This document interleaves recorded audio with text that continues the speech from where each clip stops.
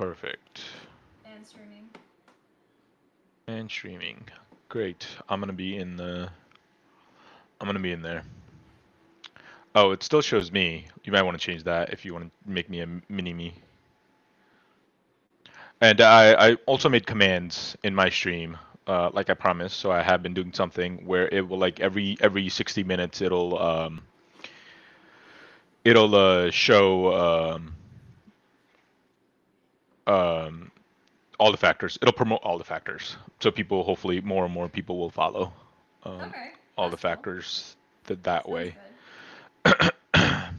Let me open. Okay. Okay, take it open. Uh, all right. I think this is good. I think this is good. Yeah. So I was listening to, or should we introduce? Let's introduce this thing real quick. Yeah. Oop.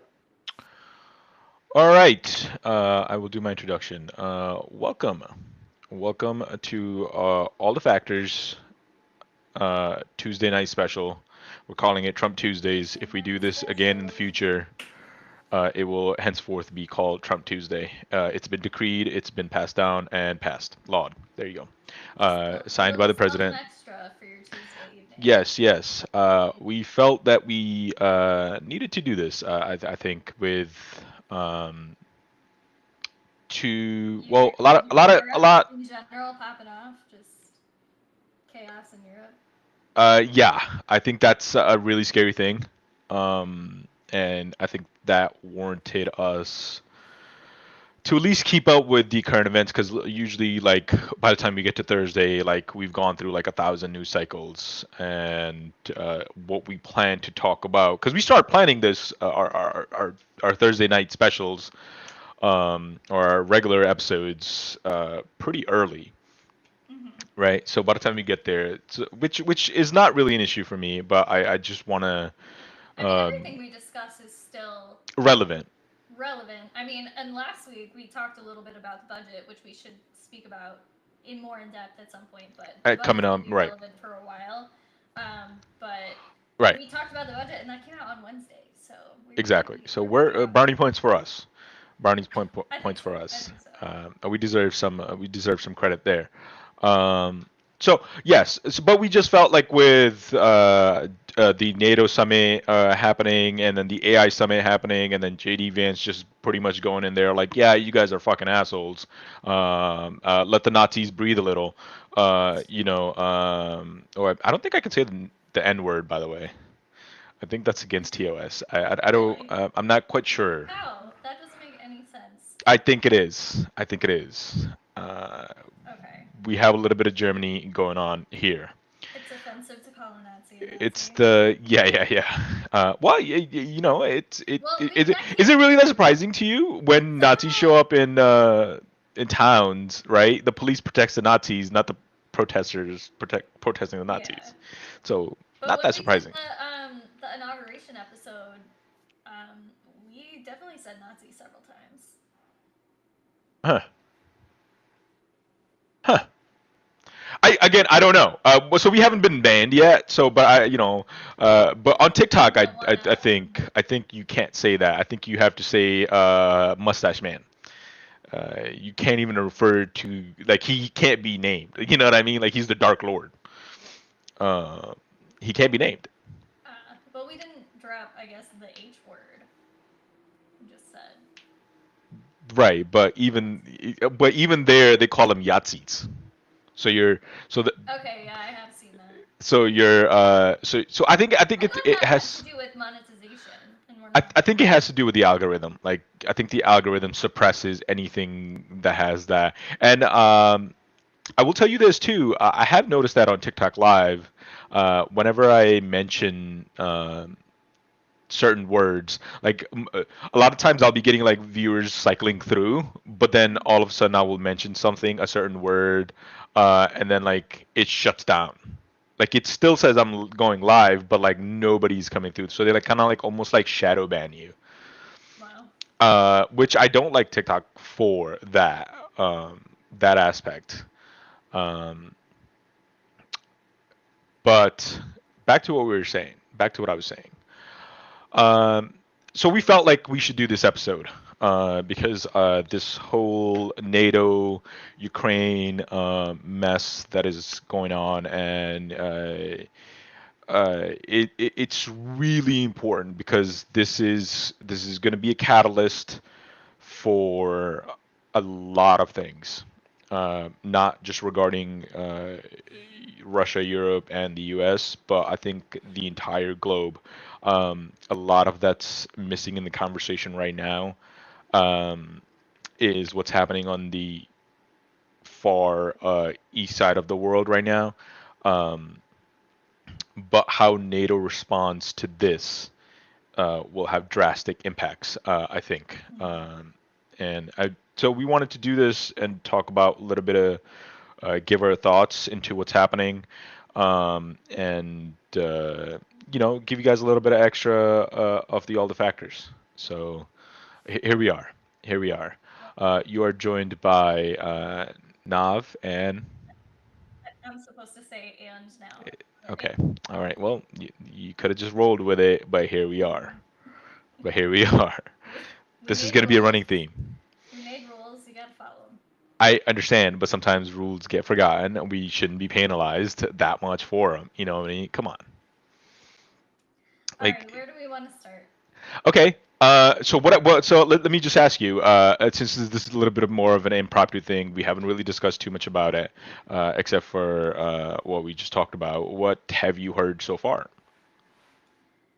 Well, I know that like Marco Rubio and a couple other uh, like diplomats met with Russian diplomats in Saudi Arabia Hmm. today Yeah. to talk about this issue, to talk about negotiations with Yeah.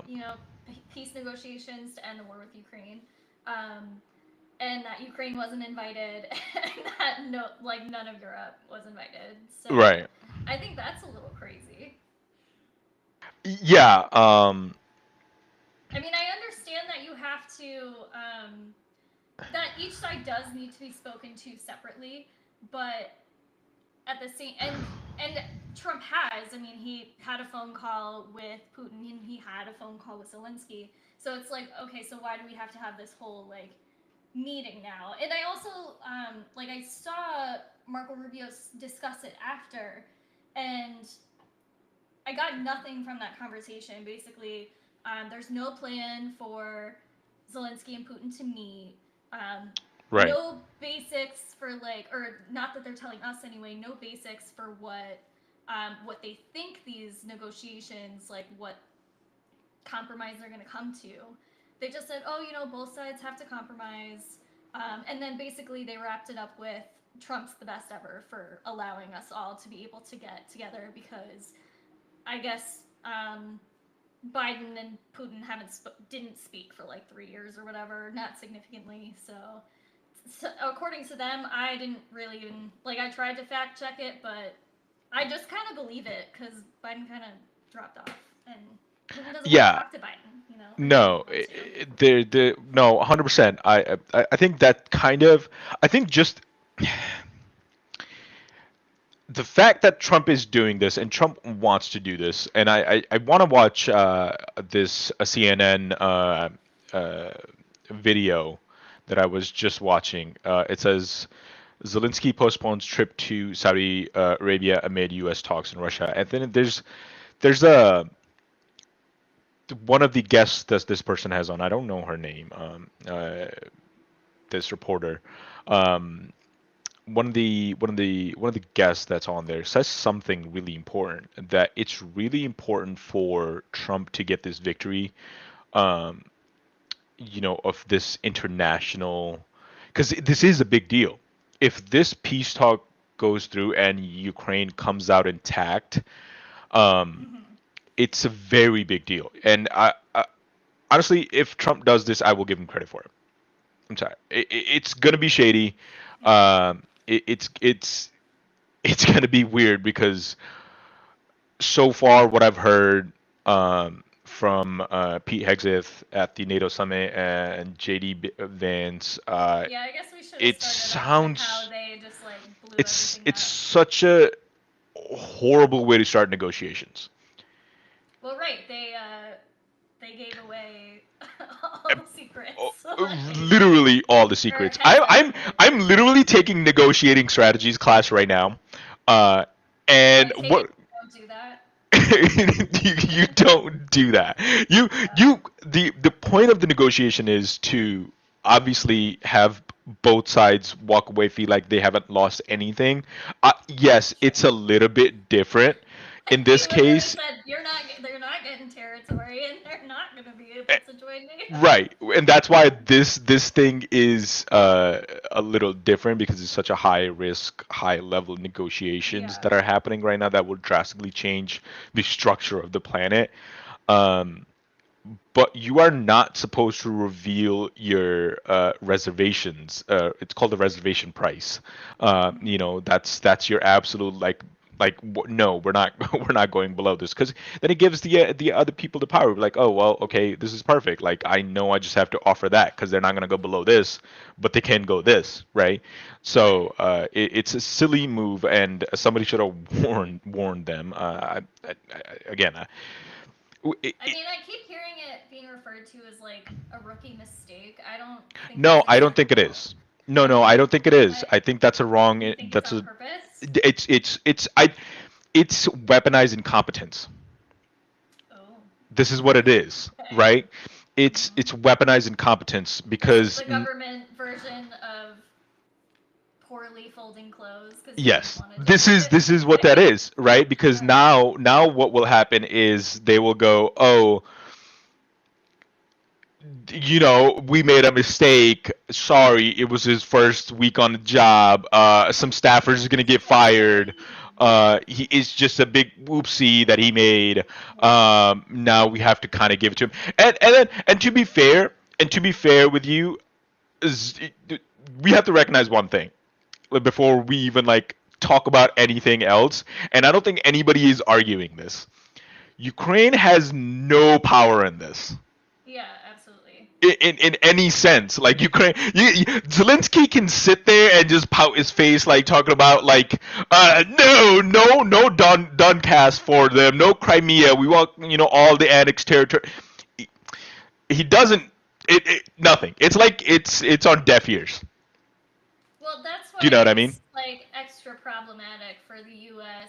to not even like Acknowledge them. consider them Yeah. in these negotiations and kind of like they're being treated like an afterthought. Like, oh, Yeah. we'll make an agreement and we'll bring it to you later. And if you don't agree to it, then it's just we now can say, oh, Ukraine was being difficult. Like Exactly. it Exactly. Which is such a horrible thing to do. it is. I mean, I feel like the feelings part of it is just like you feel bad for like All the Europe. people that died. Period. I mean, it's Yeah. crazy Yeah. Yeah. to just Uh, completely drop it like that, you know. and But I I mean, think, that's what this administration is. These are their values more closely aligned with. and I don't know if I should say and I that, don't want but to. Well, yes. And if we want to speculate that, Putin is closely aligned with Trump, and I don't want to get into that. I really don't want to get into that. You know what I mean? Because we don't know. We really don't know. People mhm. can say it. People can always say it, and then there's this whole air of speculation. And the same thing with what I want to talk about in the TikTok that I'm gonna make later on. But like, it's always about like fascism, fascism, fascism. Okay, dude. Like, you've been saying that pre-election period for the last, and you said it the 4 years before, and you said it like the 4 years for before that, when he was actually president. People still elected him. People still elected him by a wide margin. Yeah, They don't give a shit, right, about that. It's I like, do understand that, but he is doing so many of fascist course, but things, every and president then has done to overreach, yeah, but like I mean, look at like Democrat or the Republican. mass firings. I mean, this Yeah, isn't yeah, yeah. Of something course. like No, he is it's doing not fascist shit. new, but like He is doing fascist shit. I'm not arguing that. I'm not arguing that, right? And it's kind yeah, of what we talked about. But like, again, the American public is very sedated. Like, not me and you don't, like, you know what I mean? We keep up with this shit. The I normal think we fucking have to average realize Joe. that we're so much better I'm not saying that at all. I'm not saying that at all. But people are happy with like the Republicans. Realistically, jokes aside, right? Like the Democrats are watching every single move he does with a fucking scope, right? But they were never gonna vote for him anyways, right? The Republicans are watching every single move off of Fox News, but Fox News turns it around and makes him seem like he's the fucking God King, that's just raining down just holy rays on the entire planet, right? So anything he does, it's great, right? So they're always It's gonna vote for the him. They're ultimate never gonna have realities thing. We're right. in different realities, yes. We are 100% in different realities, but the people that you want to target, like the indifferents, they're listening to this, and maybe they're paying attention to some of this. They're like when there was an interview today. He just did it about like a couple hours ago where he blamed Ukraine for this war. They got invaded, dog. Like, how the fuck does that happen, right? But like, so, but to my point, not a lot of people are listening to that unless it gets clipped out of context and goes viral on TikTok. The normal Joe Schmo isn't gonna hear about that. I think this issue in general has gotten eclipsed by Elon a lot. And I mean, for us, like, domestically, Elon is probably having a bigger impact, or at least a more, like, Right. immediate impact for Right. us. But for this, I mean, not that this is not in the news cycle. I've just seen a lot less of this. Right. Like, other podcasts are not talking about this as much. Right. So it's just, yeah, it's interesting. But again, the average person is thinking, well, I don't like. Yeah, I feel bad for Ukraine. I don't live in Ukraine. I don't live. I feel bad for them. I don't want my money going over there. Like that. Like America needs to butt out of it, right? Like that's sentiment is there.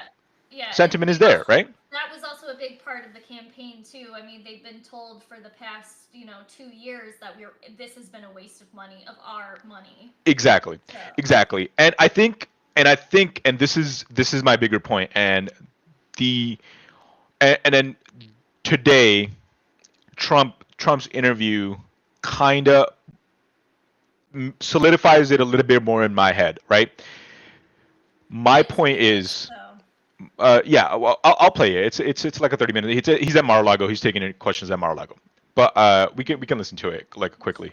But that him saying that Ukraine is at fault here, or the Ukraine's reason why Russia invaded, it solidified a little bit of a theory that I had in my head. I think Trump is going to use this negotiation strategies, and the way they're going about it is kind of clear. He's not negotiating with Russia anymore. He's negotiating with Ukraine now. Right?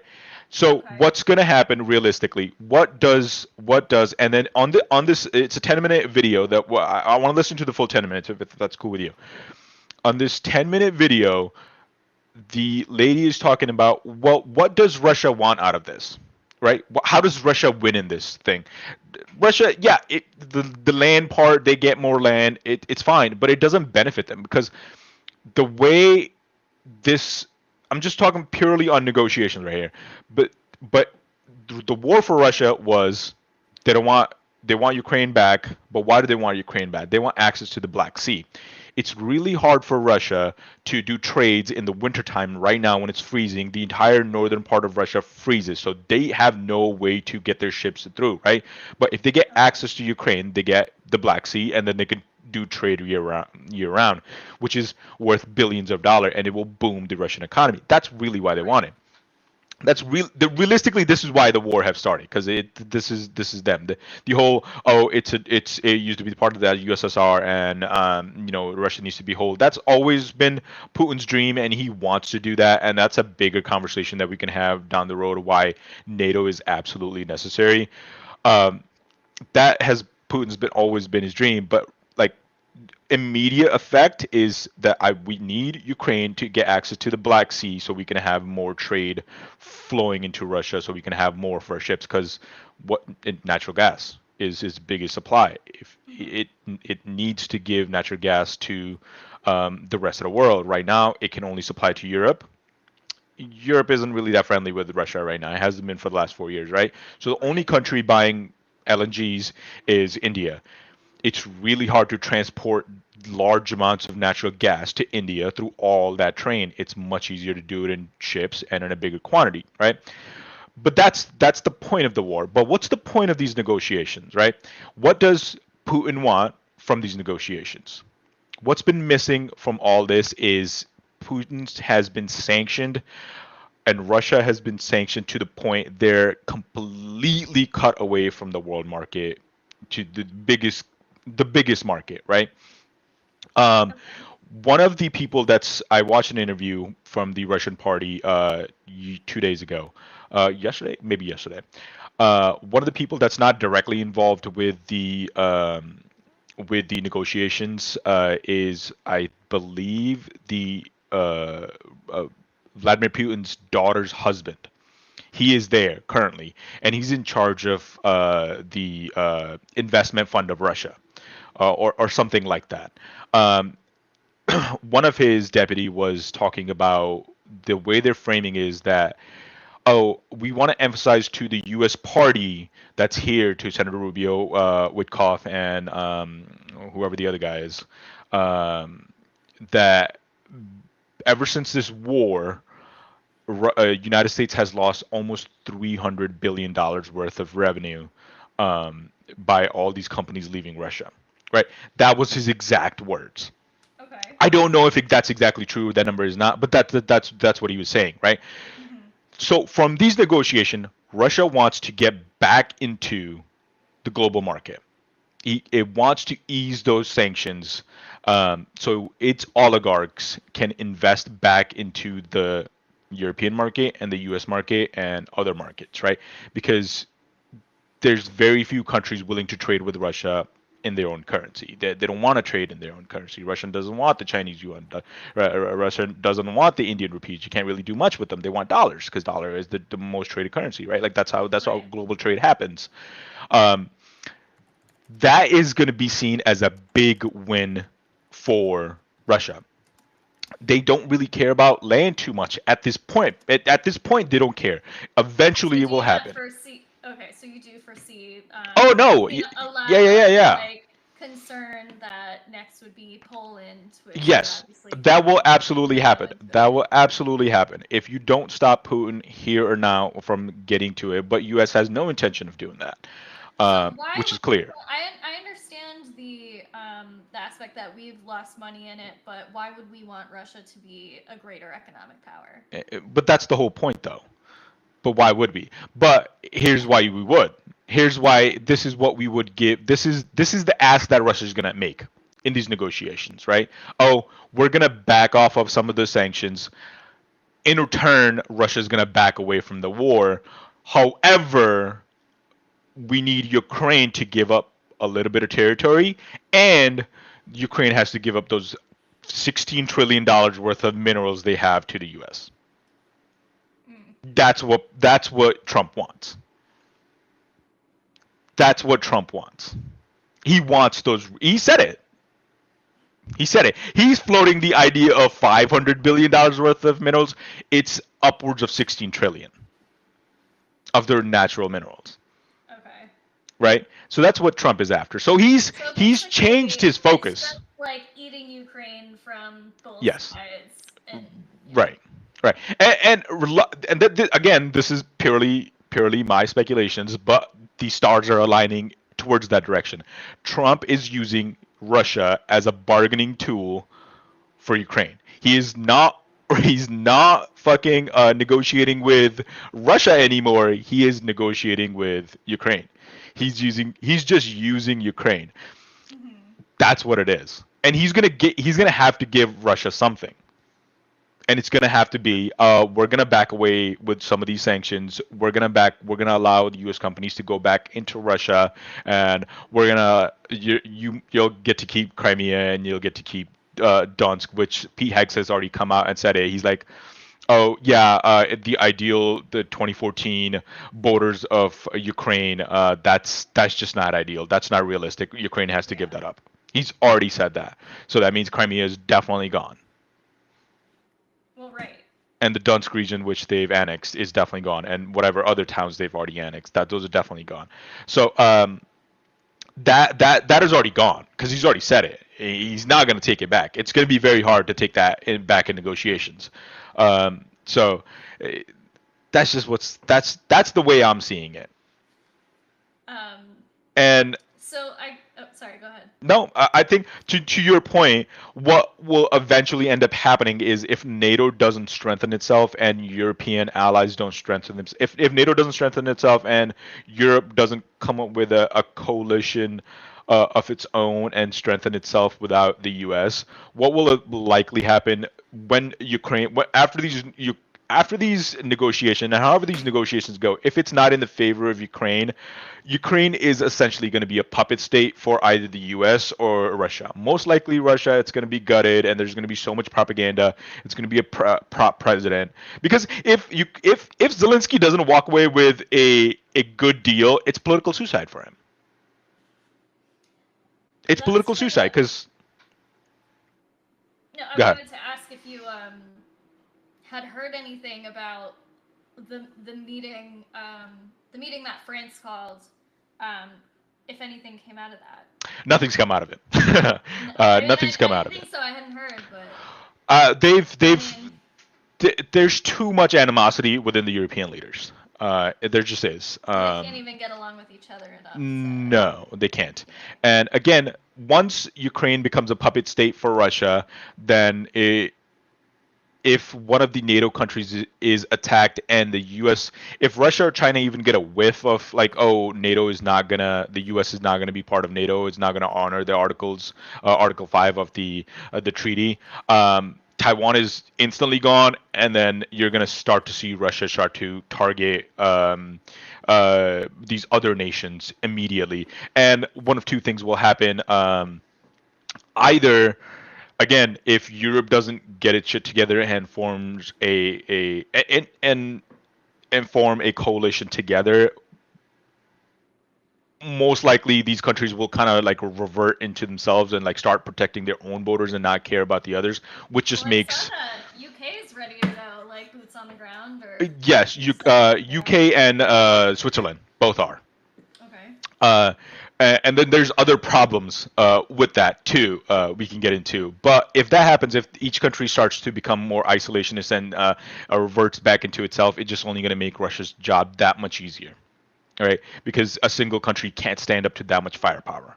It just can't, Right. especially being Russia being backed up by North America and Chinese drones. They have live battle experience with droning, right?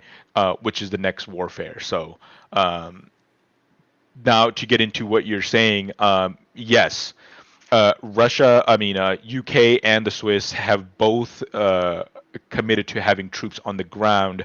However, problem becomes there's other countries that also need to commit to that, but they haven't. Even if they do commit to that, even if Europe does come up with a solidifying army, um, they heavily rely on NATO, mainly the US, for logistics, right? They themselves have no logistics at all.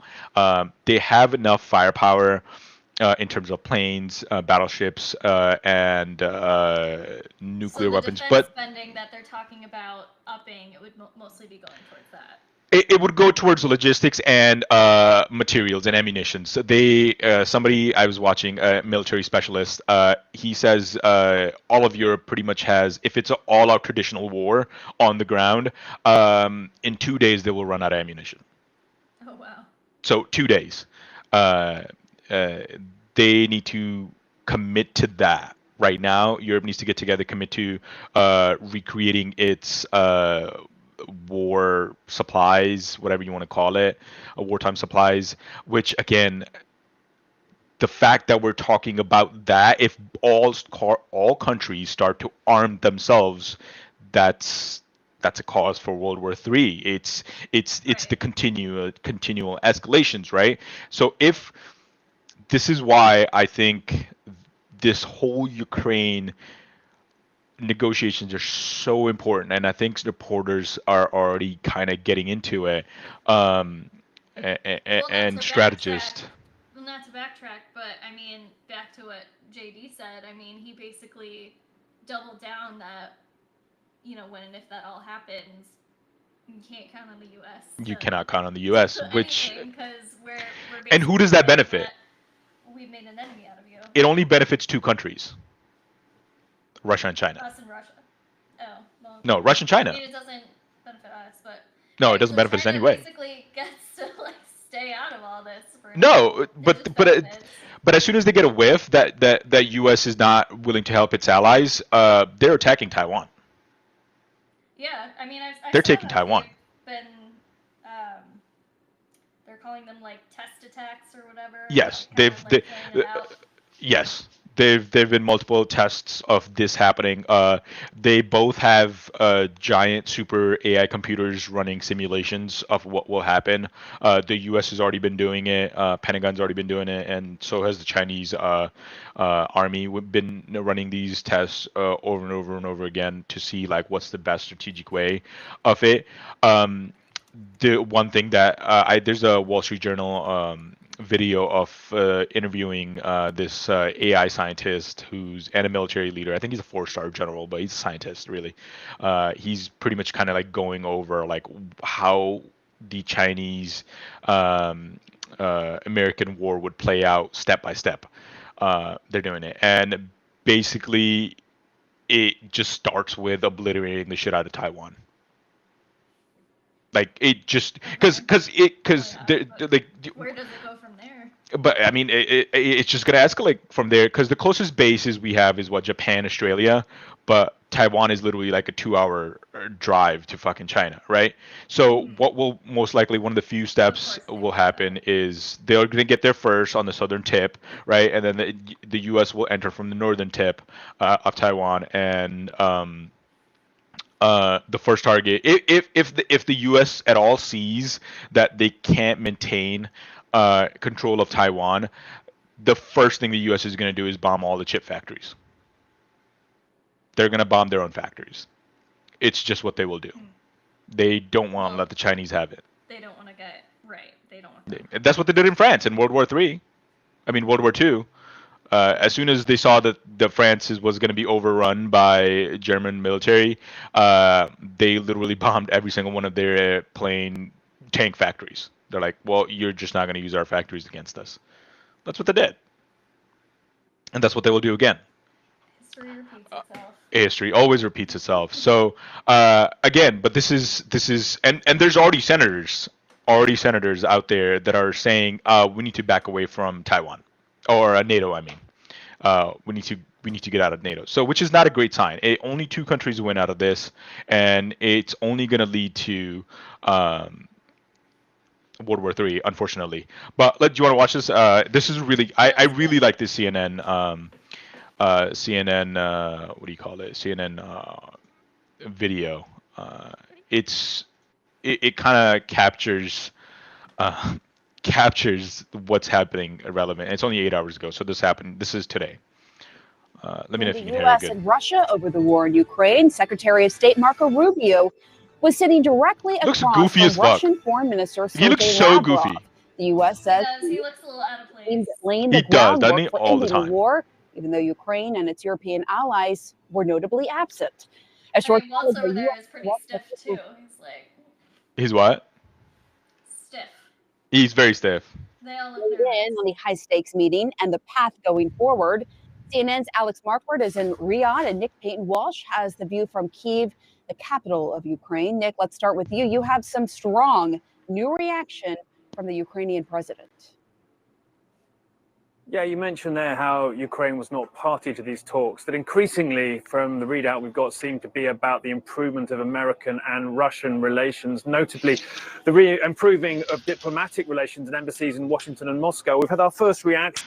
See, that's what a win for Russia is. It's the reintroduction to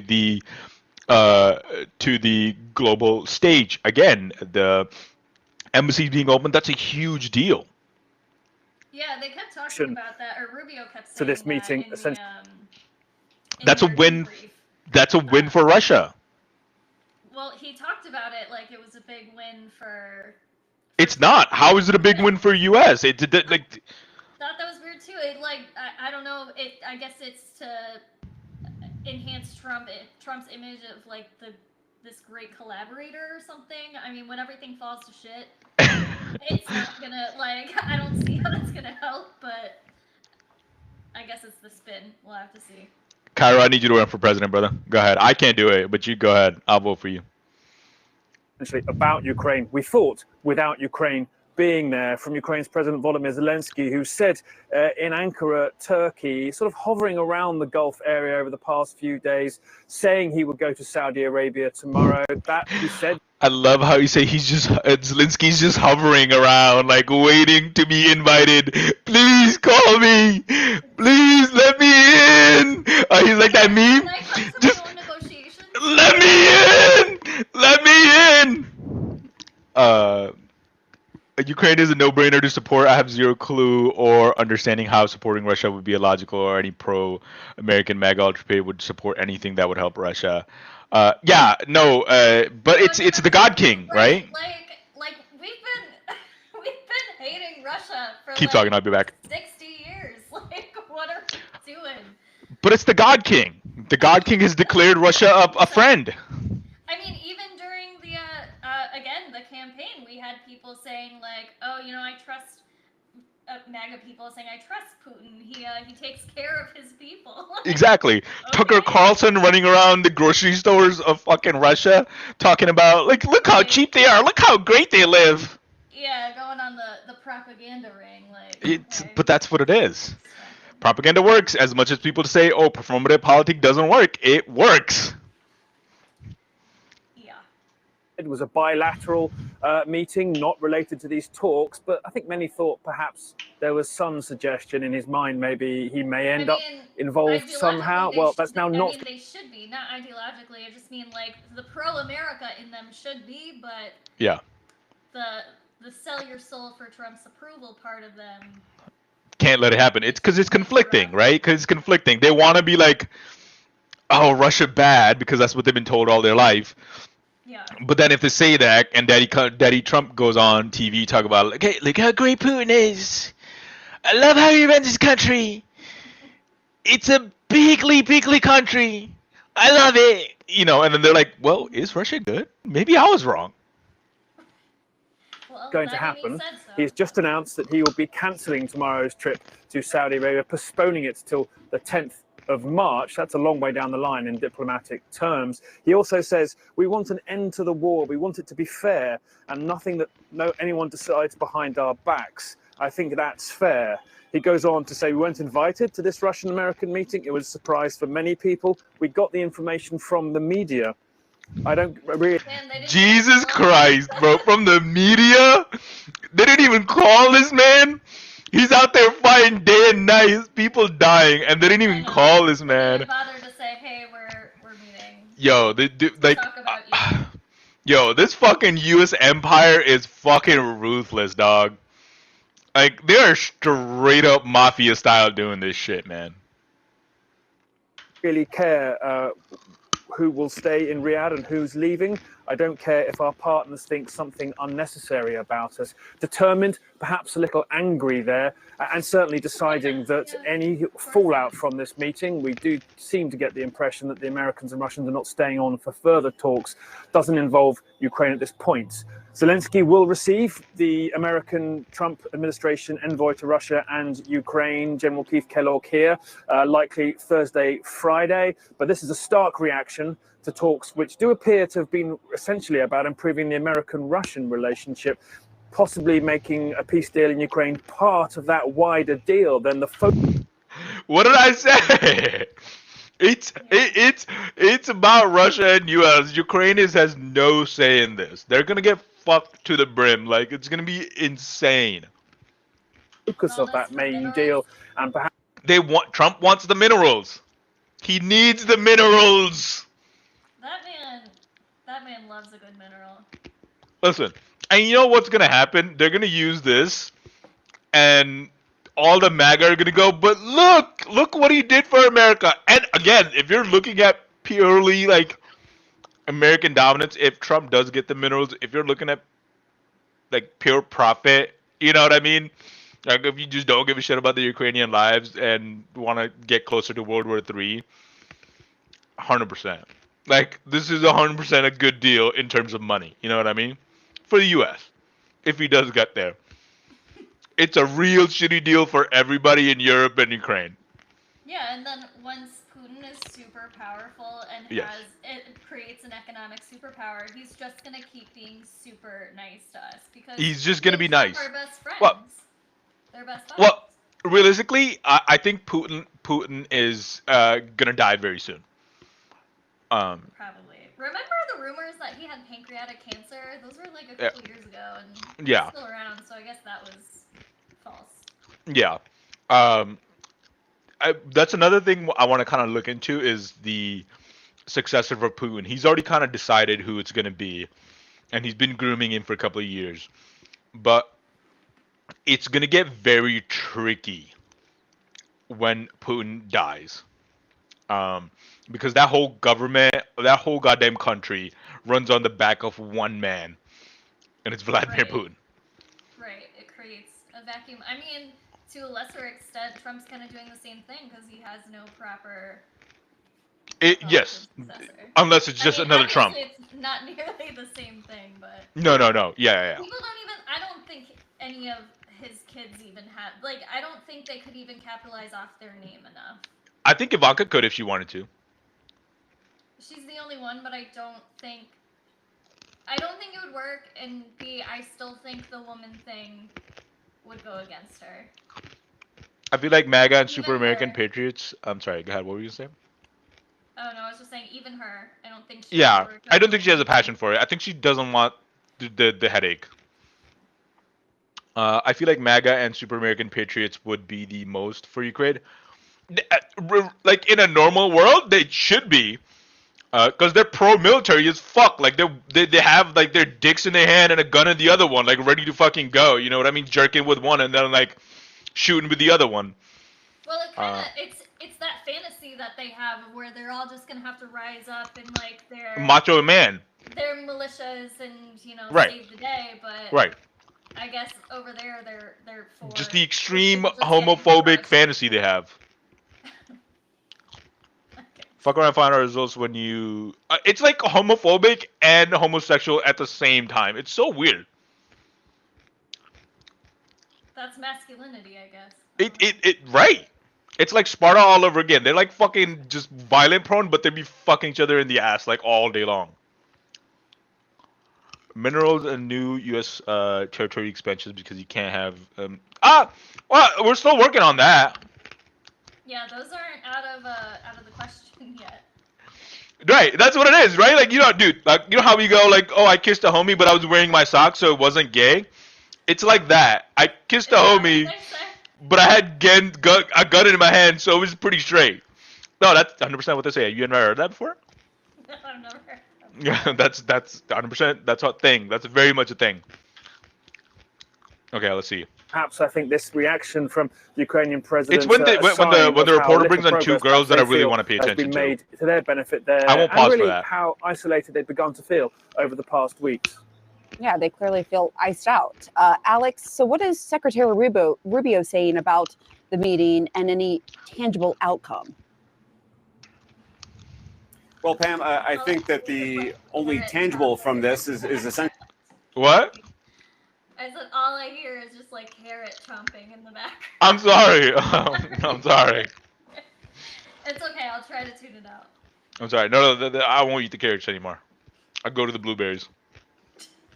Yeah, the softer. Essentially a lack of tangibles. I mean, it's clear that the discussions were wide-ranging, but they're not walking away from Riyadh with any kind of concrete solutions or conclusions about what's actually going to end up happening in Ukraine. I think Nick's point is absolutely right. Both the U.S. and Russia were approaching this not just about the war in Ukraine and how to end it, but looking at the broader set of relations across the board between the U.S. and Russia.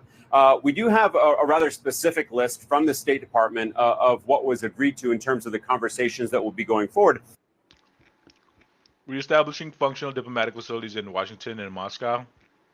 Establishing high-level team to negotiate an end to the war in Ukraine. Okay. At the top of that list is essentially reestablishing the general functioning of the two embassies in Moscow and Washington. Over the past 3 years during this war, Each embassy has been gutted with diplomats and intelligence officials who have been kicked out of each country. And then the second point was specifically about Ukraine and naming high-level teams to negotiate directly about the war in Ukraine. We don't know who's actually going to be on those teams.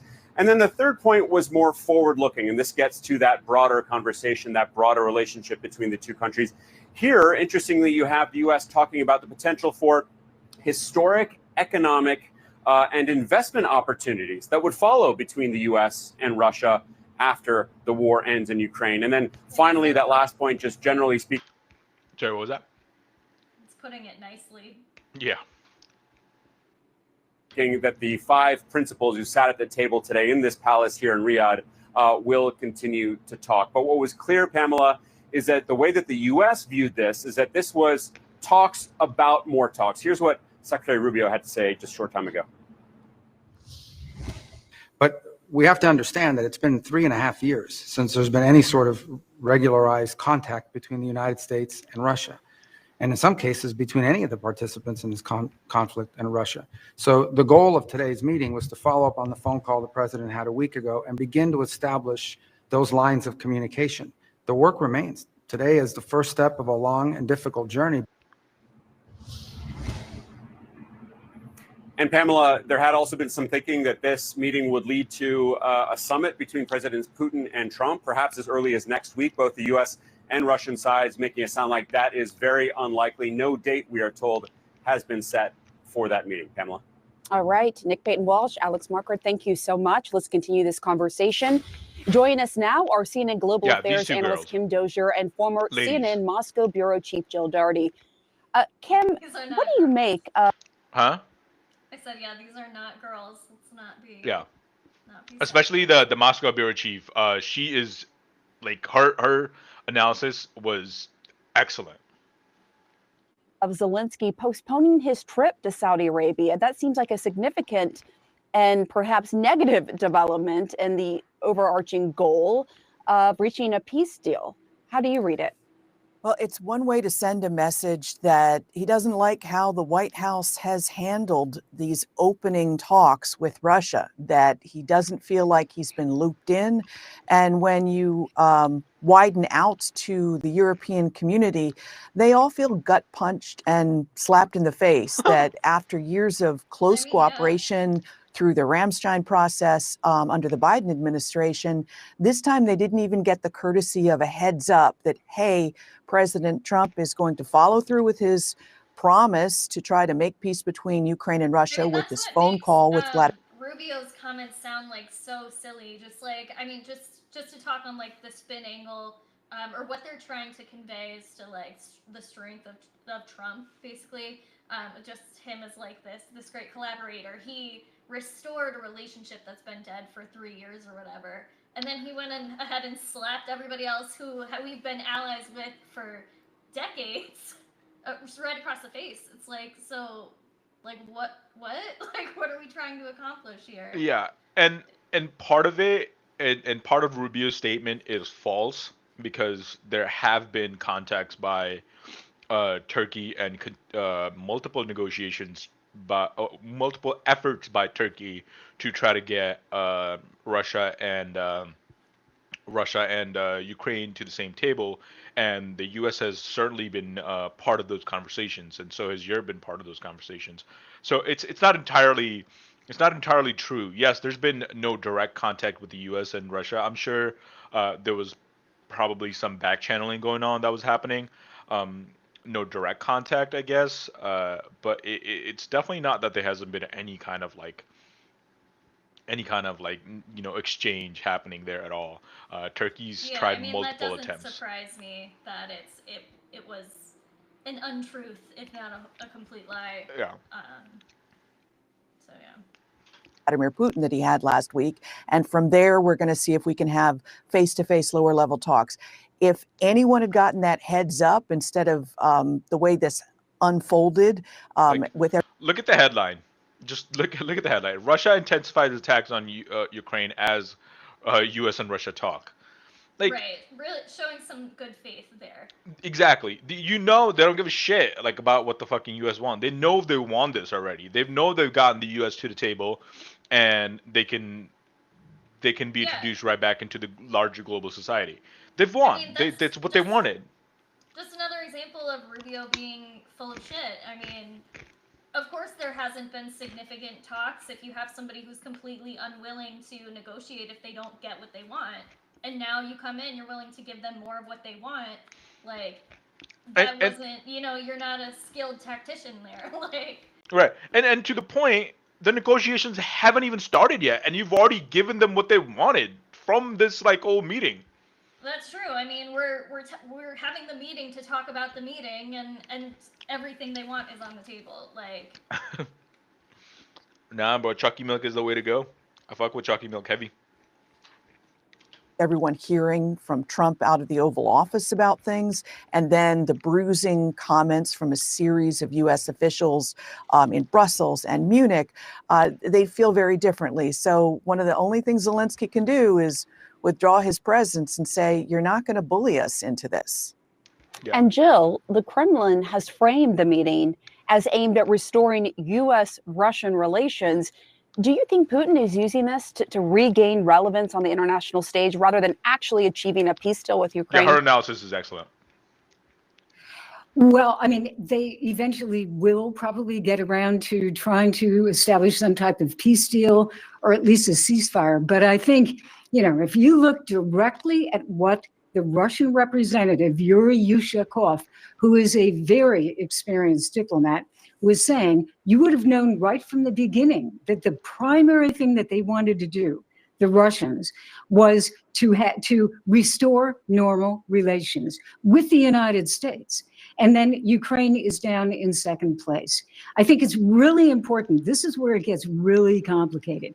The way the United States looks at it, and it's being defined right now, is we've got to get back in communication. The previous administration, Biden, had no communication with the Russians. Ergo, we have to get back to talking. The Russians look at this as not just talking. The mere fact that they are meeting, the mere fact that they are going to talk is hugely important for the Kremlin, because it means Russia's back on the stage. They're already talking about, putting ambassadors back into the embassies, talking, etc. This is exactly what Putin wants: the end of isolation and the beginning of bringing Russia back and bringing Putin back onto the world stage. That's what they want, and they are definitely getting it right now. And to follow up on that, Moscow and Trump himself have talked about meeting in person between Trump and Putin, potentially a summit between the two. President Trump has said that could happen very soon. Why is that so significant and more significant than a phone call? Well, because summits are a big deal. I mean, really, you can just imagine President Trump, President Putin sitting down after all of this time, a war now maybe being brought to an end, restoration of relations. This would be a very big event on the world stage. It would be something that President Trump wants, definitely, because I can't imagine a bigger photo op. And then President Putin wants that because it would just kind of put the stamp on his being back. Now, none of this is necessarily bad. The countries eventually do have to get talking. But the problem is, as we're all looking at this, we're thinking it is negotiations, beginning of negotiations about Ukraine. But really what it is, it's about the United States and Russia and then Ukraine. And that's why Zelensky is having a problem. And that is why the Europeans are having huge problems, because many of the things that the Russians are saying, and they're saying them very precisely, are the demands that Vladimir Putin had right before he invaded Ukraine in 2022. And that's where they want to go back to that, which means no NATO, nowhere, get NATO out of Europe. And that's extremely, extremely significant. It certainly is. Jill, Kim, thank you so much. Yeah, thoughts. I mean, I think we already said them. I mean, it's kind of what we discussed before. I mean, I think it's pretty clear that the writing's on the wall that the U.S.-Russia relationship clearly takes precedence over peace with Ukraine or saving Ukraine or helping the Ukrainians at all. Yeah. I mean, it's really just kind of Ukraine, I guess. It's just kind of a convenient excuse to get together and maybe make ourselves, all of us, like, look good in the process. If like you said, if Ukraine can keep some semblance of the country that they had, the culture that they had. No, honestly, like if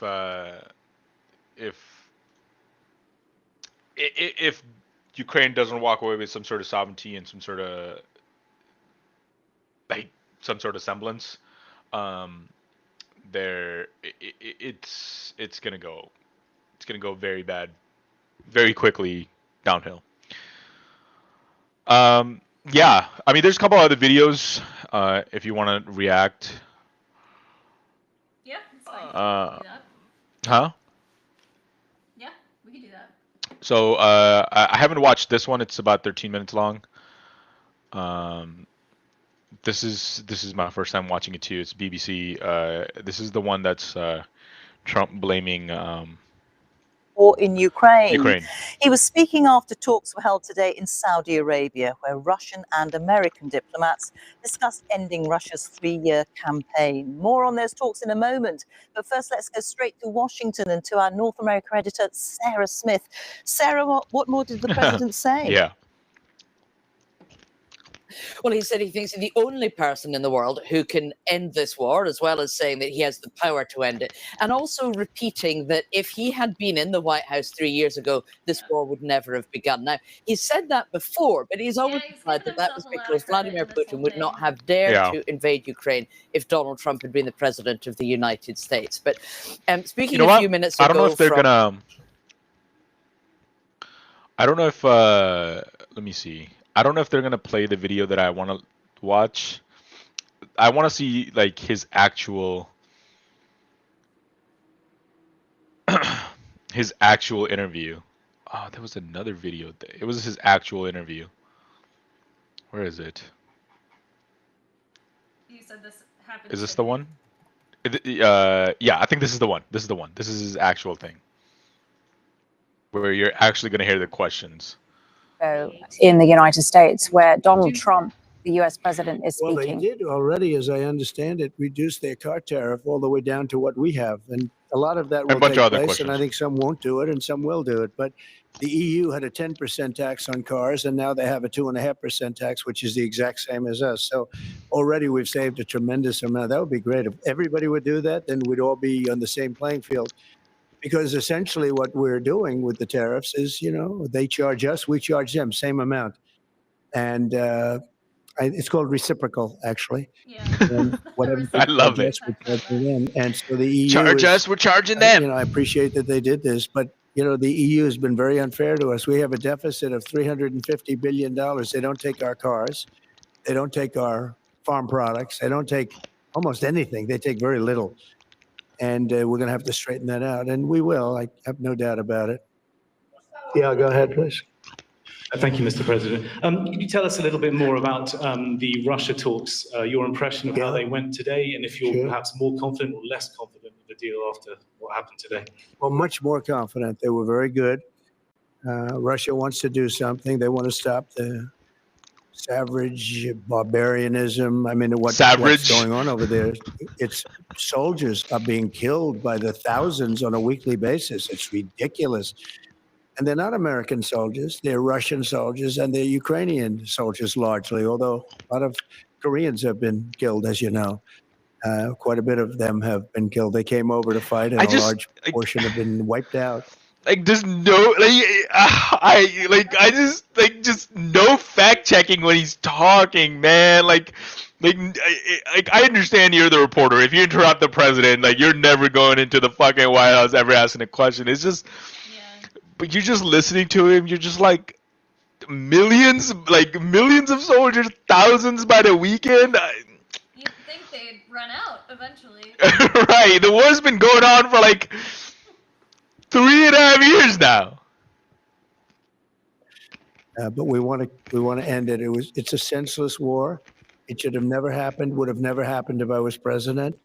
And it's a shame to see it. And I see pictures that you don't see, but I see pictures of fields that look just horrible. It looks like Gettysburg. If you see the old pictures of Gettysburg, it's soldiers lying all over the field, body parts all over the field. They're all dead. And this is going on a daily like basis. he went to a museum recently. And Ukraine. Huh? So it sounds like he took a trip to a Civil War museum or something. Yeah, it does sound like that. It does sound like that. Or he watched like, or one of the like either Charlie Kirk or Nick Fuentes, like one of them talked about fucking something. It's got to be that. Watch a documentary or something. They're losing thousands. I doubt Trump watches documentaries though. Like, come on now. And thousands of soldiers, and a lot of people have been killed too. I think that's one of the things you'll see. Yeah, I can just imagine as he's watching a documentary, like he's just like taking a sip of the Coke, like just sipping on the Coke with the slurping noise. I just imagine that in my head, like as he's laying back with a fish up fillet from McDonald's. Like it's just I love it. Up his last few fries. I love it. Watching and just hitting the ding. I need more fries. What did he do his first administration? He like didn't like his burger or something, so he threw it against the wall. Like that. This is insane. Historically, and you'll see later on as it goes along. I think people are going to be surprised at how many people, not only soldiers, have been killed in Ukraine. A lot more people than you think. Yeah, please. President Trump, as part of a peace deal with Putin, would you be willing to consider removing all American troops from Europe? Well, nobody's asked me to do that, so I don't think we'd have to do that. I wouldn't want to do that. But that question's never really come up. Yeah. Wasn't prepared for Please. Sir, do you support stationing European peacekeeping troops in Ukraine as part of this peace deal? If they want to do that, that's great.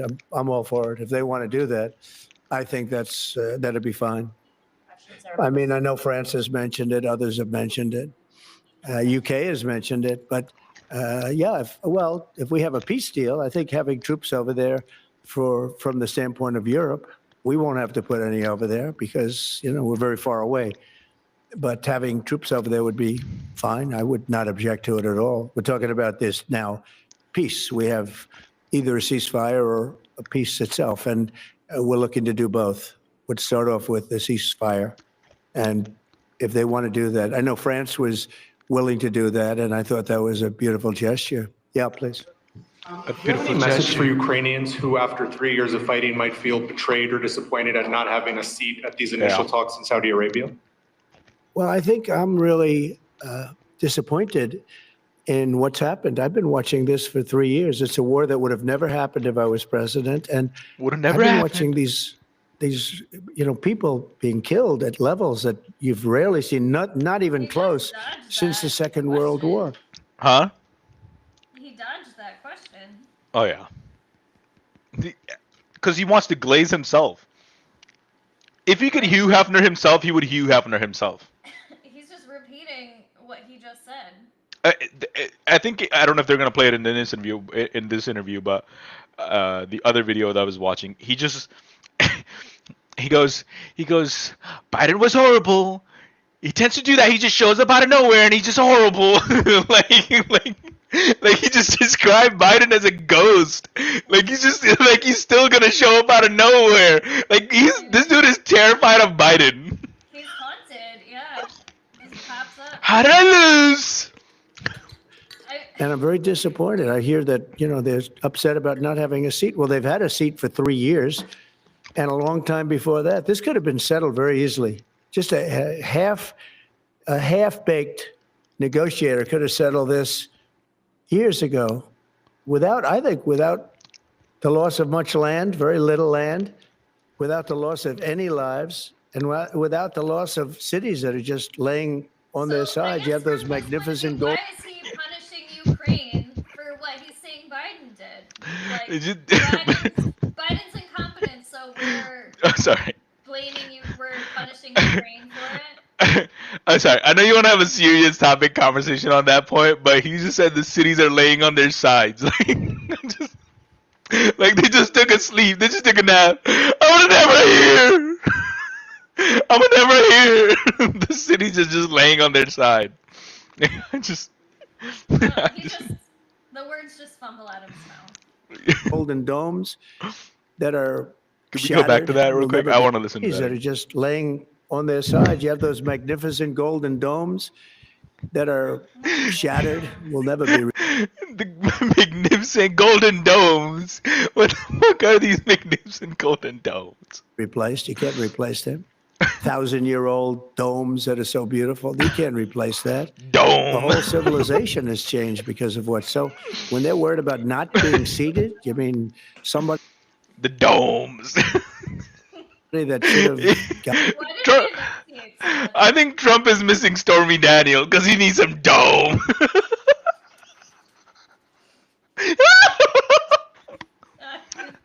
You think you're so funny for that one. On in and made a deal a long time ago.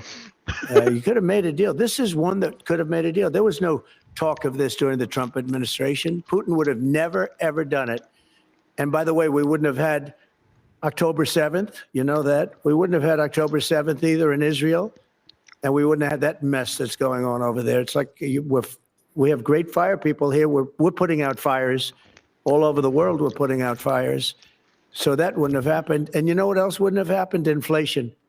Because it was caused really by the cost of energy going through the roof because of their bad energy policies and also their spending, their terrible spending, wasteful spending on the Green New Scam. It's a scam. It's a whole big scam. Yeah, please. Yes, sir. I want to ask you a little closer to home. What would it take for you to reconsider the restrictions on the Associated Press?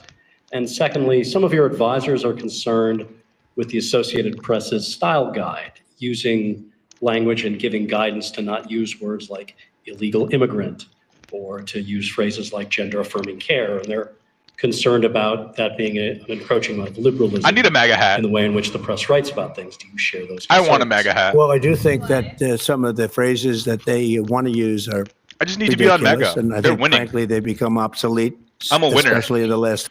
Apparently, we would have had just a utopian society if we hadn't elected Biden, because Like, Trump is just what we should have just elected Biden. I mean, we should have just elected Trump, really. Like, if you think about it, we wouldn't have to deal with all this. Like, he would have just been stupid the entire time. It'd be over now, I guess. Maybe. Yeah. Like, the Gaza would have never happened. Think about it.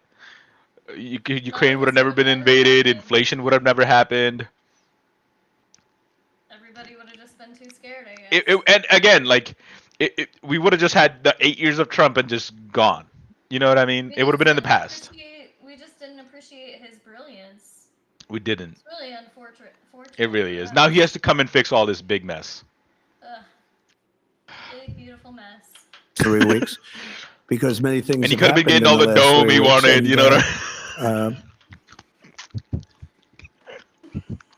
Said it so severely. Don't. You could have protected all of the domes, the beautiful golden domes. The beautiful golden dome. I didn't know about that, but I would say that if they want to use certain phrases like that, and I guess some are okay, but many aren't. But the Associated Press just refuses to go with what the law is and what is taking place. It's called the Gulf of America now. It's not called the Gulf of Mexico any longer. I have the right to do it, just like we have the. An executive order is not a law. But it's the God King. Please respect my God King. I need a MAGA hat so you know who you're talking to. Yeah, you can have one, to put on for like. Trump Tuesdays. Yeah, for Trump Tuesdays. Because Trump Tuesdays are when we talk about all the awesome things that Trump Does. That's right. I love watching his interviews. I love and hate it at the same time. You know why I love it? It just if I'm having a really shitty day and I just put him on and I just laugh. I mean, he is a little bit funny. It's unfortunate, but he is. There's the level of ridiculousness If he was a comedian, he'd be the greatest comedian in the world. I wish I had like his confidence level. Like I want to just like not have any idea what I'm talking about and just Talk. Like, And just talk. and talk and just Like the lying is just like it's his superpower. like he could just say anything he wants, just the most egregious And he's cool with it. lies. I mean, apparently bodies are dropping in Ukraine and Russia, like at The domes are being shattered. the domes are being shattered, just at a level never seen before. But you know, he just prattles about. I don't know. It's kind of impressive. I think the answer is simple. Democrats need more teeth. They acted too passive and quiet for too long, and this is what you get. The younger Democrats were trying to bring this new wave of barking by, but the old boomers didn't like it. Now here we are. No, absolutely. Right to do Mount McKinley, and nobody's even challenging that. You fucking, I mean, just look at like Nancy Pelosi still holding on to the reins of power, trying to stop AOC from, it kind of like what you were talking about in the interview with Stephen A. Smith when he said the first year Trump came around, they listened as much as you hate to see, as much as I hate to praise the the Republican Party, they've done one thing correct. They've listened to their base, and their base has said we want Trump, and then they go, okay, we're gonna fully back this guy, right? That's what Stephen A. said. I thought that was an excellent point. It was a brilliant point. Something that I really haven't thought of. I mean, to a point, I've considered that, yes, but not as eloquently as he put it. But the Democrats, on the other hand, it goes, oh, now it's your turn. We don't care about what the base wants. It shouldn't. I get Biden was what was Biden. I get what Biden was trying to do. Again, every president has overreached, and every president think they're the best person for the job. Otherwise, you really wouldn't be a president. You have to have that much of a self-confidence, right? Yeah. But the people around him, like Barack Obama, Nancy Pelosi, the DNC chairs, and all those people, even Jill Biden, like she really should have been like, no. They all should have been like, no. You promised the American people that you were a one-term president, you were going to be a transition president, and that was the promise. It was your turn. You got your turn. Now we need to give it up and then move on. It came too late, but Trump was able to put this identity of these people are not there for you. They're old. They're incompetent. Not just on Joe Biden, but on the entire Democrat Party. He was able to do that and do that successfully. Again, not for the Democrats, right? Like me and you felt that. We always felt that. We didn't need to be told that. And it wasn't for the Republicans because they were all gung-ho on Trump to begin with. It was for that 20% of the voters right down the middle that sways elections. And Trump was able to picture and portray the entire Democratic Party as that it's too old. It's not for you anymore. It doesn't speak to you anymore, right? And then too establishment, hyper focus right. on fringe issues, all of that. And yeah, I absolutely agree with what he said about the Democrats give the long-term people like their turn. Right. And that's what Nancy did just recently. And Nancy with Connolly, whatever his name was. And they like follow that kind of just like, I don't know what to call it. I guess like almost like they see it as like a respect thing. Where like, yes, like why did nobody like? There's no law, no rule saying you can't primary the incumbent president. Right. Like they just did that as a decorum thing. Like that's right. It was stupid. I mean, the party as a whole is complicit in that. Yes. Oh, absolutely, and absolutely. And as much as I hate to blame Kamala, I think she did an okay job. I think she did an above average job with what she was given. But where she made certain mistakes is when you go on The View. Yes, The View is a weird little fucking show, but people watch that shit. It gets clips, right? But when you go on a show like that, and as Stephen A. said, is when you go on a show like that and then somebody asks you, hey, do you support your predecessor? Is there anything you'd change? And you say no, you become your predecessor. Yeah, I mean, you she needed take to on everything. separate herself, and she Absolutely, she needed didn't. to establish herself.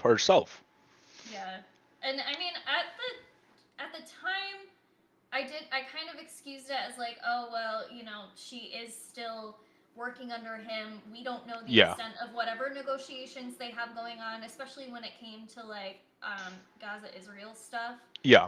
So I kind of like understood to an extent as to why she didn't speak out too much, but Yeah. I don't know. I guess now in retrospect, I'm like, no, that's really what killed her. I mean, Mhm. if she had been more, I mean, she just needed to be herself. Like, I respect Joe Biden, I respect my president, but here's and you don't necessarily have to come in. Yeah, that's all it would have taken. And I mean, Yeah. if for the last couple months of his presidency, he decided to ostracize her and take her off of any, like, whatever she was involved in, then that was on him. I mean, we understand now that he was a petty asshole, but, Yeah. like, I mean, in the end, it would have been just a couple months, and it couldn't have possibly hurt, like... I mean, even if, like, and as it come out from the campaign, in the campaign chairs, when they've known for months ahead of time that their messaging wasn't working, and yet you choose not to shift your message, it's like you're sitting on a fucking tree branch and cutting the wrong side of the tree. You know what I mean? Yeah. I mean, a lot of it. I was thinking earlier too about like, I mean, a lot of people were complaining about like the celebrity endorsements and stuff like that. I mean, not that Trump didn't have his own, but I do like feel like it does come off as elitist. It does. Involving, like, I mean, And you already know how I feel about Liz Cheney, like that. I mean that was stupid. Like, what the fuck? Like, are you trying to out Trump the Trumpers?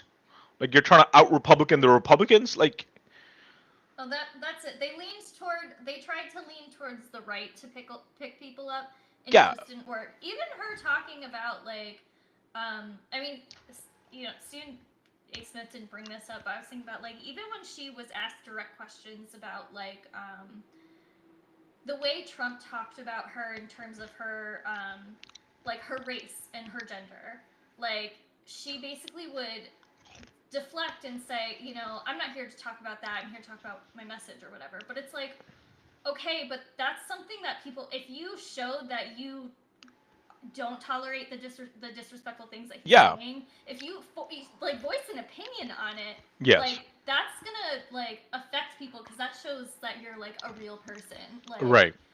Be a real person. Be genuine. that like did kind of like, I don't know, I did see it as kind of like off-putting. It's like, Yeah. if he's saying like his supporters are going around basically saying that you're too stupid, you're dumb, and you slept your way to the top, like say something about that. Right. Like, you know, Like, have respect for yourself. If you just let people say that, you're disrespecting yourself at that point. they're saying that like, oh, you're black one day, Indian another day, you don't know who you are, like you're just changing your race to whatever is convenient. Like, what do you think about that? Like, Right. Like, it's not I get the sense that like establishment Democrats think that like when they play or when they talk about like identity politics like that I don't know, like they're like going low or something like Yeah, that, yeah, or yeah. they're like, or like, you know, like white Republicans are gonna get like put off by that or something. Yeah. But it's like, but for the rest of us, it just looks like you're just trying to avoid that issue entirely, and it's just a little gross. As an American and as a vice president, I support Biden, and Biden did the job he wished to do for his presidency. As the vice president, my job was to support his goals. However, that was his presidency, and as president, my goals and views for supporting America, especially as time has changed, as XYZ. I don't. Yeah, exactly. She literally could have said just that. Like, hey, he did what he wished to do. And a lot of people can relate to that. Like, how many people, like, if the CEO of the company and you're the secretary of the company, and if you say, oh, if your boss goes like, oh, we're gonna have fucking Taco Tuesdays, you know what I mean? And you want to have pizza on Tuesdays, like, you're not gonna fucking tell your boss that. You're gonna go enjoy those fucking tacos, right? Like, you don't have a say in that. A lot of people understand that.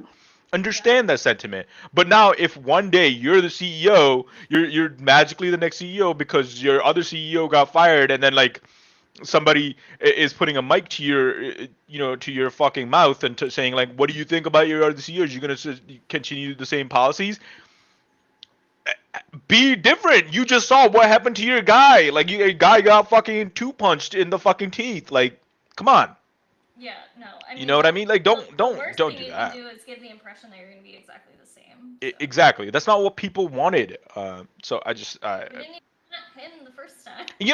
and you have these amazing writers, right? They could have easily written you a message that was not disrespectful, yet got your point across. No, you are a different person. You're not your boss. But you didn't do that. You didn't do that. Brother, I would vote for you, Cairo. But only the associate, essentially. Only just for the fact that you hate Michael Knowles, you know what I mean? And I hate that guy too. I didn't even know that guy existed until yesterday. It's primarily the Associated Press, and I don't know what they're doing, but I just say that we're going to keep them out until such time as they agree that it's the Gulf of America. We're very proud of this country, and we want it to be the Gulf of America. Now, the Associated Press, as you know, has been very, very wrong on the election, on Trump. Front of the security conference and said that they're suppressing free speech. Yeah. I don't know. Trump and the treatment of Trump and other things having to do with Trump and Republicans and conservatives. And they're doing us no favors. And I guess I'm not doing them any favors. That's the way life works. But, thank you for the question. Who are you with? Very good question. Thank you. Yes. Did you catch who he was with? We're hearing that Russia wants to force Ukraine to hold new elections in order to sign any kind of a peace deal. Is that something that the U.S. would ever support? Well, we have a situation. The answer should be no. The answer should be no. But listen. Where we haven't had elections in Ukraine, where we have martial law, or essentially martial law in Ukraine, where the leader in Ukraine, I mean, I hate to say it, but he's down at 4% approval rating, and where a country has been blown to smithereens. You got most of the cities are laying on their sides. He thinks the cities are taking a nap. He really thinks the cities is just taking a nap. Like, I love this guy. Like, how can you hate this guy? The cities. Like when your city just goes whoop, when it's just like, you know what? I'm a little tired today. Let me just woo. Buildings are collapsed. It looks like a massive demolition site.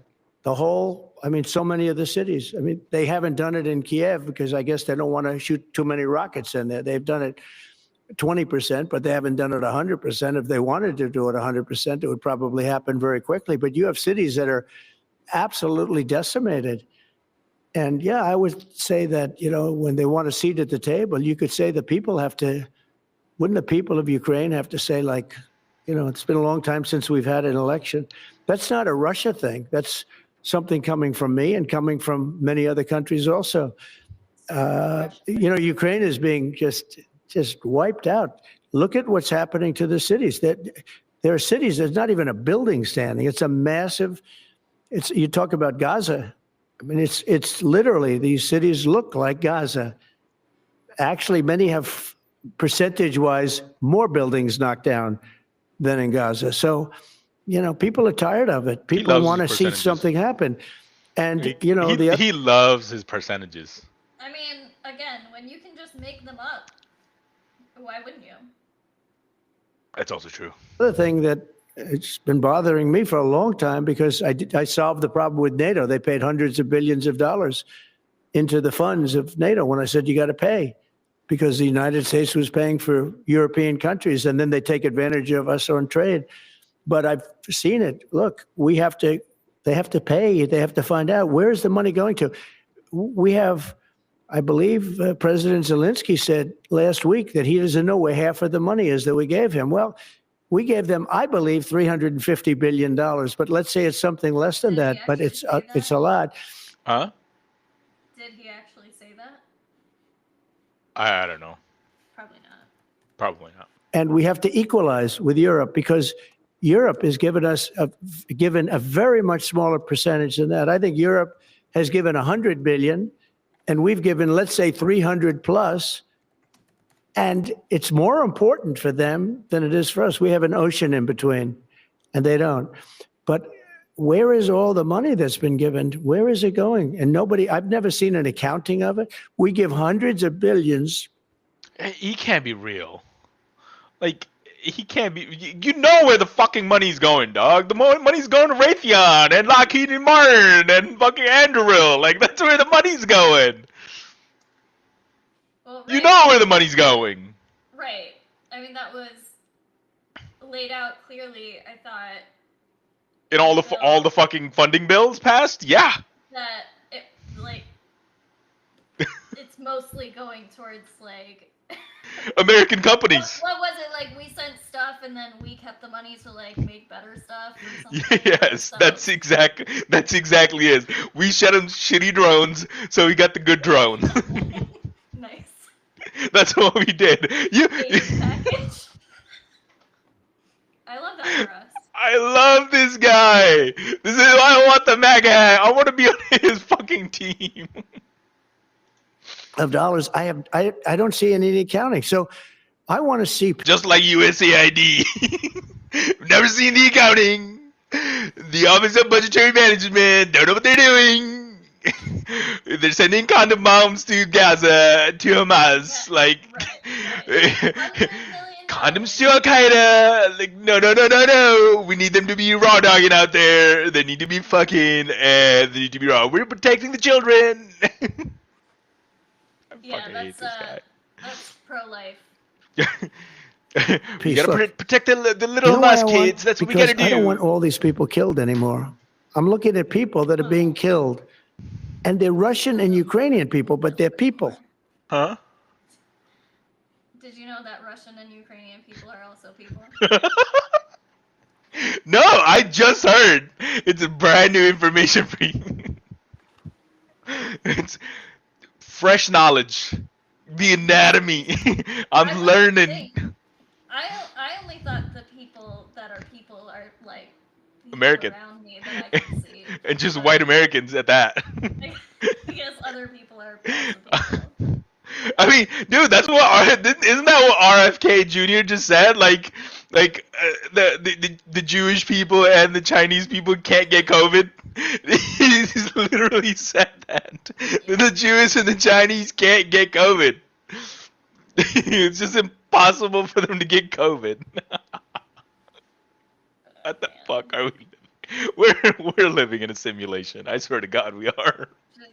Doesn't matter where they're from. There's never been any other problems have arisen from claims that certain types of people are immune to certain types of diseases, Right. Or have Only if there was a word for that. better immune systems. Like, yeah, that hasn't caused any problems Ever. On the whole planet. And I think I have the power to end this war. And I think it's going very well. And you know what? Okay, listen. He does. The president of the United States does have the power to end this war. Absolutely does. Biden, again, made a mistake here. He should have ended this war. He should have ended this war. He has the power. The United States president does have the power. But today I heard, we weren't invited. Well, you've been there for 3 years. You should have ended it 3 years. You should have never started it. You could have made a deal. There you go. They didn't start it. There you go. Ukraine blamed. Check. Love it. Like, I want. Can we go back and relive that moment again? I want to live that moment again. Let's go back. And I think I have the power to end this war. And I think it's going very well. But today I heard, we weren't invited. Well, you've been there for 3 years. You should have ended it 3 years. You should have never started it. You could have made a deal. I could have made a deal for. You could have made a deal. Well, you weren't invited. But you should have ended the war. Like, you just. Ever thought of that? Yeah, you should have just let Russia have you. Like, what are you doing? What are you doing? If you were fighting me, that's what I would have said. Just let him have it. Ukraine, that would have given them almost all of the land, everything, almost all of the land, and no people would have been killed, and no city would have been demolished, and not one dome would have been knocked down. I was waiting for it. I was waiting for it. Hey, you know we have to go back, right? You know you have to go back. All right, let me just do this. Almost all of the land. Look at his face. Everything, almost all of the land, and no people would have been killed, and no city would have been demolished, and not one. Look at the eyebrows. They just went up. Dome would have been.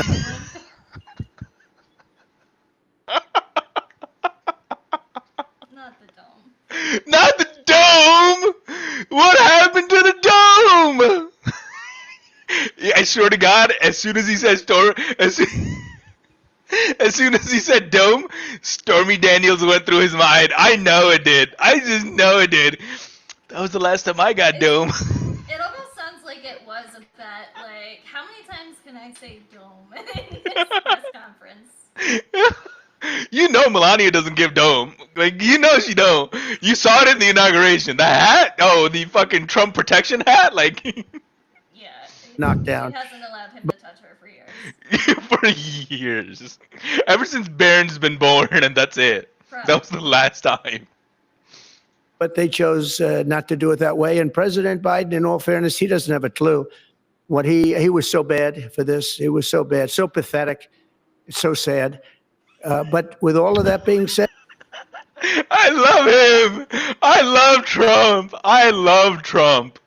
I need a MAGA hat. I'm gonna take these shirts behind me. I'm gonna put a MAGA flag behind me. I'm just gonna do it. I have to just do it. I love MAGA.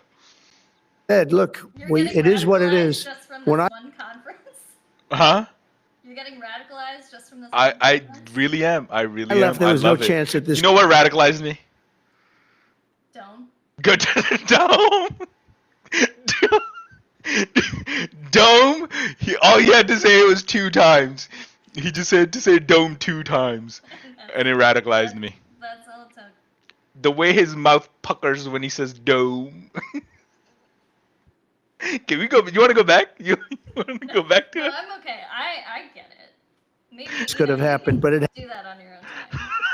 happened because we had incompetent leadership at many different levels. But when you see what's taking place in Ukraine with millions of people killed, including the soldiers, millions of people killed, a big percentage of their cities knocked down to the ground. I don't know how anybody even lives there. You know, when they say they took a poll and Zelensky's at 4%, who's living there? You know, I mean, it's hard to believe that people live there. Their cities are being knocked down. And this is something that would have never happened. And by the way, for 4 years, it did. A sentimental connection to their home, like, is just a completely foreign concept to him. He's just like, no, that's not real. People don't get attached to things, like, to places, like. Yeah. All right. Yeah. Didn't happen. Take away one of his golf courses, though, then he'll know. Yeah. Take away Mar-a-Lago away from him. Take Mar-a-Lago away from him. He'll know. He'll cry. He hates being at the White House. He doesn't want to be at the White House. Like, he just doesn't. Yeah. He just does not want to be president. He's not going to spend any more time there than he did last time. I mean, No. he spent most of his He's time at literally going to live in Mar-a-Lago. If he could, he would move the White House to Mar-a-Lago. The entire Capitol, he could move it. It's never going to happen. Go ahead. just put Congress. How would you counter the perception? Yeah. Because Russia's pushing for this, obviously. They don't really hold true elections. That would be a. Huh? Next to Ivana's grave. Yeah. She's just buried out in a field at Mar-a-Lago. Capitulation of some sort. How would you guard against potentially Russia installing a puppet government? And then finally, how would that new election have an impact on getting Zelensky to sign the rare earth minerals deal? Look, you have leadership, and I like him personally. He's fine. But I don't care. Yeah, he's fine. Yeah, sure, he's good. He's good. He's all right. The guy's cool. I care about personally. I care about getting the job done. You have leadership now that's allowed a war to go on that should have never even happened, even without the United States. Look, we had a president who was grossly incompetent. He had no idea what he was doing. He said some very stupid things, like going in for portions and all of the things. He made a lot of bad statements, but he's grossly incompetent. And I think everyone knew that. This is something that should have never happened, would have never happened. And I used to discuss it with Putin. President Putin and I would talk about Ukraine. It was the apple of his eye, I will tell you that. But It was the apple of his eye. His eye, it was the apples. It was all the apples. there was never a chance of him going in. And I told him, you better not go in. Don't go in. Don't go in. Oh, hey, listen. Putin definitely went in. Dude. You know he went in. Like, Putin's gone in there. I mean, just look at the domes. Maybe he was thinking about Putin Dome. Maybe. Who do you think is the top? Who's the bottom? Putin's definitely the top. Yeah. And he understood that. He understood it fully. But I'm only interested. I want to see if I can save maybe millions of lives. This could even end up in a World War III. I mean, to be honest with you, you've been hearing now Europe is saying, well, I think we're going to go in and we're going to go. All of a sudden, you're going to end up in World War III over something that should have never happened. And, you know, it's a very sad situation. Yeah, please. In a court filing, the White House said that Elon Musk is not a DOJ employee and has no authority to make decisions. Can you clarify for us today? Well, Elon Musk. Exact role is there? Yeah. Elon is, to me, a patriot. So, you know, you could call him an employee, you could call him a consultant, you could call him whatever you want. But he's a patriot. I mean, look at the kind of things I just said. Just write it down, just in case that question got asked, right? And which I'm surprised it took so long. You want to listen to it? He just lists a bunch of nonsense. Yeah, that's all right. Well, I'm sure we'll come back to Doge. Maybe. 3,400,000 people from 140 years old to 149 years old. 3,540,000. Oh, the taxes thing. By the way, He's these talking are about in the the taxes computer thing. files. This is what 60 years old to 106. I would worship the ground. When it's so like It's so stupid. obviously false. Like, it's so obviously false. Like, it's just like you wonder, like, what the fuck is wrong with the guy? But what I did learn today was that there's over 100,000 people in the United States who are over 100. Fun fact. Yeah. Well, because that just seemed high. Like, I guess there was like 89,000 or something like that. Yeah, like you would think, like, it's Social like Security payments to centarians or whatever, and I was like, that seems high in and of itself. But I looked it up, and there's over 100,000. So Yeah. 20,000 of them are getting their butts to work every day. And good Right. for them. insane. And they walk on 210 to 219 years, 866. From 220 years old to 229 years. 220. They did, like, come on. Like, clearly that's like not right. Yeah. I mean, I feel like any idiot should look at that and be like, oh, they were using like a really messed up data source. Right. And considering Like, something is wrong with the data. Considering they pulled this out of nowhere in a weekend, like there was no way they could have gotten like the proper information. It takes longer than that to figure anything out, especially with government data. With that much massive amounts of data, yeah. Yeah, so I mean, Yeah. it's just stupid to believe it. Yeah, 100%. And if it Is, was one like, thing- if it was going on, like the fraud would be covered up better than that. I would hope. I would assume, like, it's a bunch of teenagers found about that. Yeah, yeah.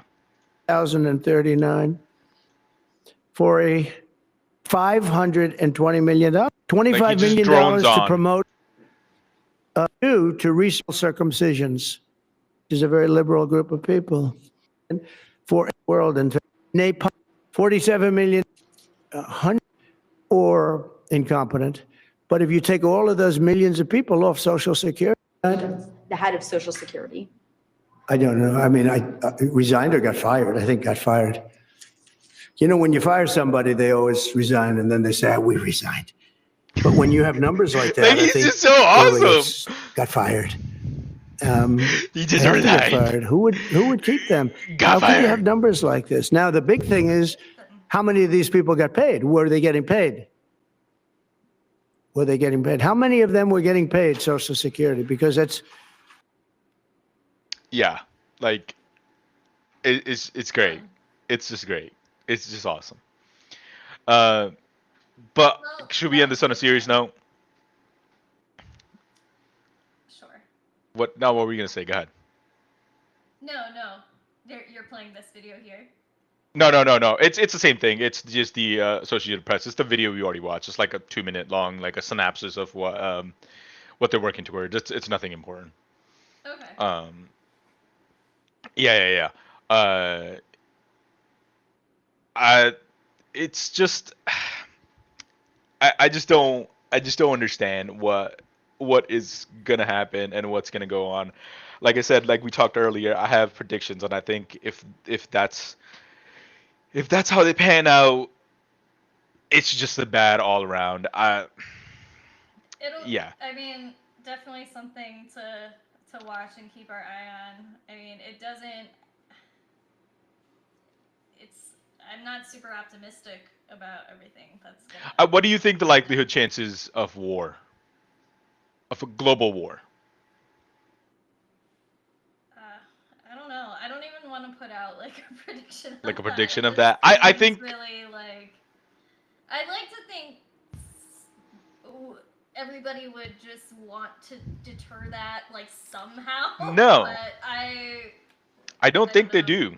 I don't think they do. I don't think they do want to deter that. I think they want it to happen. I think that's the bigger picture. I think they need it to happen. I think the way there's a TED Talk that I watched a couple months ago, where after World War II, before World War II, okay, let me go back a little here, and I want to preface this into like a more of a historical context, right? Territory changes are normal. Humans by nature, they've always happened. We've always craved this territory. Oh, I want your territory. I want you know what I mean? Like that's a very natural thing to happen. Even after World War II, even after World War II, those territory changes were happening constantly with the Ottoman Empire, Persia, Russia breaking up, all this stuff happening. Something weird happened after World War II, and you remember when we did a stream and I went on that huge ass rant, like that big ass rant, where I was talking about after World War II, the only industry that was left functioning, because Europe was completely decimated, Middle East was nowhere as formed into a civilized nation, a more modern nation as now. Neither was India, neither was China. China was just still emerging after getting dominated by Japan for so long, and all that. Australia was nowhere to be found. None of the country was found. So after Europe gets decimated, after colonization, U.S. is the only power left over. And what becomes is, you could say Russia was a little bit, emerging, but it was never. In real power, the only threat that Russia ever posed and that ever was the spying campaign that was done by Cuba and Russia together, as well as the nuclear threats, right? But if you look at any kind of territory changes, the U.S. literally put their foot down and was like, no. That was imagine it's a class full of fucking little kids trying to fight for the single toy, and then the U.S. was the adult in the room talking about like, no, everybody gets their turn, and then this is how it is. Like, you play with this toy, and that's what you get, right? Like, you can't just have Billy's toy too just because you're bored of your toy, right? The only country that's had disputed territories was Israel, and who had permission? Israel had permission from the U.S., right? They're the only country on the entire planet that stuck to its border. Border changes happened drastically pre 1923. Now, with with Trump back in power, it's almost like the adult in the room has joined in on this toy war. They're like, no, I want this, and he's very serious about this. He's very, very serious. As much as like I've joked around in this entire interview, where he's like, "Oh, I want these minerals. Oh, I want Gaza. I want Canada. I want Greenland. I want Panama." No. He's deadly serious about it. He doesn't know how to joke. He doesn't understand that. I do think there will be a grab for territory somewhere over the course of this presidency. But now. So yeah. Now that the adult in the room has stopped being an adult, all the other kids, the bigger bullies, the bigger kids in in the room are going to be like, well, if the adults aren't, if there's no adult watching me or no judging my actions, no holding me back from my actions, I'm going to steamroll everybody and get what I want to get. Right now, it's only a matter of time before like how badly does it comes down to like how badly does the chip manufacturing in Taiwan is beneficial to the U.S. and to Trump personally. How badly does he want to keep Taiwan? If the answer is like he wants to keep Taiwan, then that's happening. That's 100% happening because China wants it. That he wants to make them domestically, so I'm sure he wouldn't be upset about. But he just repealed CHIPS Act. He wants to repeal the CHIPS Act, and that was the point of CHIPS Act, to make them domestically. Well. So, it just doesn't make sense, and this is why I say he doesn't know what he's doing. He just wants to do what he wants to do. And a lot of it is his advisors saying what they want to say. Whoever can get into his ear first is kind of gets their way, and that's really what the issue is, right? Now, if Elon decides somehow like, oh, I need to make my AI more powerful, I need my chips, then he fucking needs those chips. And China's not backing away because China is thinking like I'm just as powerful as the U.S. and they are. They've been building their military. They have much more, the bigger population. They're matching the U.S. in almost every single metric. So there will be a war for sure, and we're gonna have to redraw some of these maps. It's just how it's gonna happen. Because that's the only way Trump gets what he wants, right? This is the only way he gets Canada. The only way he gets Panama Canal, right? Like if the world entire, because largely World War II kind of avoided the global South. Like that wasn't a battle zone. Like India wasn't a battle zone. Like the Latin American countries really weren't a battle zone. People might have went there from them, unwillingly in most cases. I know that happened in India, but they weren't a battle zone. It will but now the technology is much faster. Those countries will most likely become battle zones. So we'll see where it goes. And I think this is just the start of it. And it really, I think, and maybe I'm being, a gloom and doom about this. I think it just becomes like, how well do these negotiations play out? And if they play out in the favor of democracy and sovereignty, and they really check the power of Russia and to stop Russia's advance, then maybe we won't see that future. But it doesn't seem like that, because that doesn't seem to be the Trump administration's priority. And I feel like you could tell by Rubio's face, like he's just so scared shitless, because I feel like he can see it happening and he can't see either he's just so like embroiled in that and he's down with the message and he's so scared of it for people to find out like that's what he's doing, or he's just scared that it's going to happen. I think he's trying to like who did I get on board with? You think that's what's happening? Like that's it. I feel like internally just based off the look on his face. But are you projecting though? He's like towing the party line with what he says, but I don't know. I don't believe it. But you could just be projecting that, you know? I could be. I don't know. He doesn't come off as a psychopath to me, but I think he's just a career politician for sure. Like he's just like, oh, I'm gonna shit talk the other party. I'm gonna get my paycheck and I'll stay in power, and that's it. You know how they all have like things that are said behind their back that eventually Yeah. gets like how Kevin McCarthy is known to be like just the dumbest, like Mhm. or was like the dumbest person. Yeah. In Washington, he's known for being like a very like path of least resistance, like will go whichever way the winds blow type individual. So Really. yeah. Wrong job for him then. Really the wrong job for him. I just mean like he'll, he's not gonna stand up for what he believes like to you or whatever. You'll have sit down and have like a really nice like interesting conversation with him, and then he's gonna like take that and whatever you said, he'll like go behind your back or whatever. Like it's just, I don't know.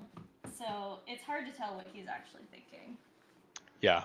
But I think that's maybe, again, like I said, I hope I'm wrong. I feel like every time we have a podcast, I always end with the thing like, I really hope I'm wrong, but this is what I think will happen. But only time will tell, I guess. Yeah, I mean, See there's for no way right. to know for sure. We don't know what Yeah. things are gonna pop up in between now and then. But these experts seem to say the same thing, so I don't know.